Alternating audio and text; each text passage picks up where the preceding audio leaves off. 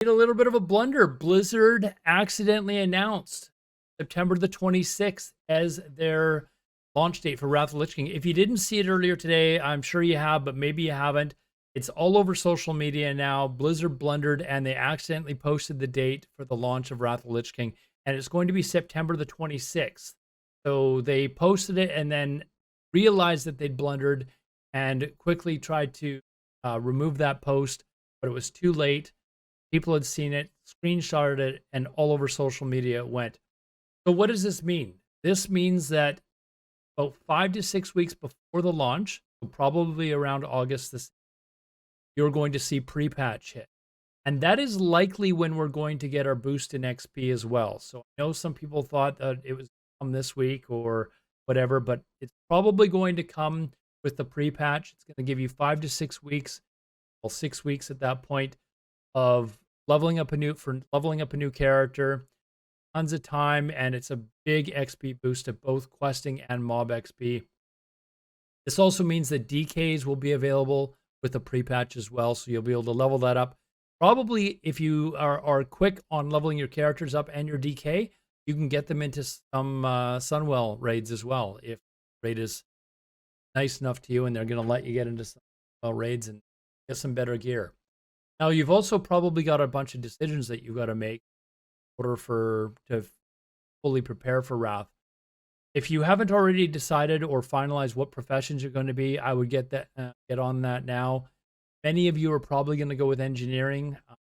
So if you are, get on it, because consume prices or sort of the map prices are way up. If you're swapping to inscription, I would get on getting those mats now. There's lots of guides out there that tell you what mats and while they're still relatively cheap, I would start buying up that stuff now. Make a bank alt character and just start flooding that character. If you don't already have enough of a supply of gold, I would also work on doing some of that as well.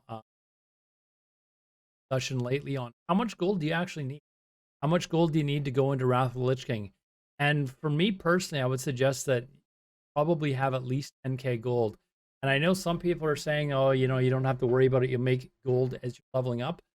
I would strongly advise that you get on it, because there are going to be some things that you need to buy that you just want to have gold for. I'm talking stuff like cold weather flying and dual weapon specialization. Consumes for your first weeks of raiding. You're going to need to buy glyphs and enchants. You're leveling up and getting better gear and stuff like that. You're going to have to get new glyphs as well.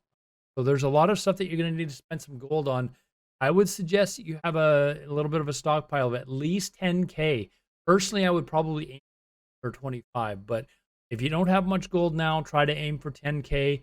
You've got 2 months left to do. You can do that easily. For those of you that are raiding, raid leaders out there or people in the raid, I would really start to focus on what your final raid composition is like as well, because it is going to be a little bit different. And for those of you playing some classes, I would make sure that you talk to your raid lead and make sure that you've got a raid spot that you're going to have in Wrath of the Lich King. You finalize that raid spot, because there's going to be a little bit of a different raid composition than there is in Sunwell. You're not going to see raids with 5, 6 shamans. You're going to see probably people min-maxing a little bit. And a lot of raids that I see that are for semi-hardcore guilds or better, they're going down to 1, maybe 2 shamans. So if you're a shaman, you might want to shore up that spot now.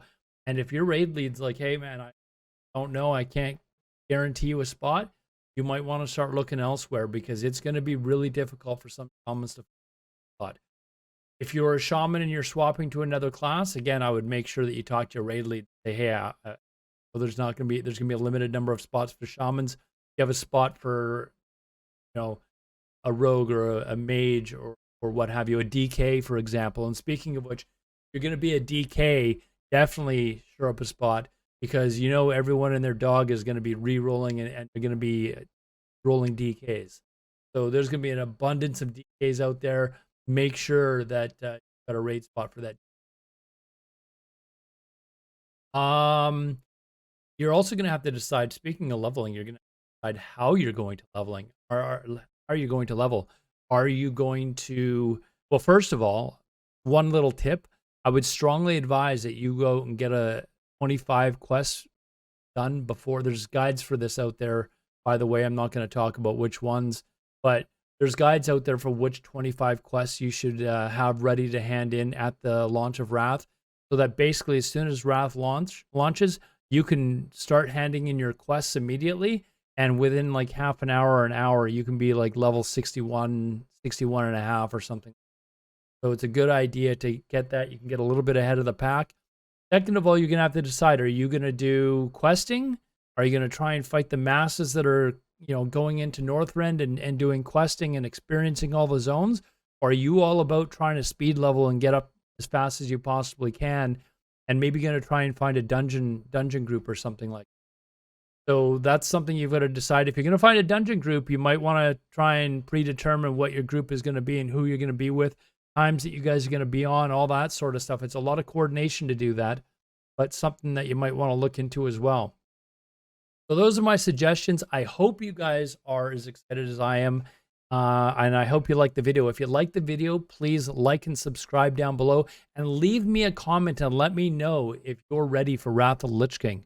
What things do you still need to work on in order to be completely prepared? Are you prepared? Anyways, I hope you enjoyed the video, and until next time, see you later.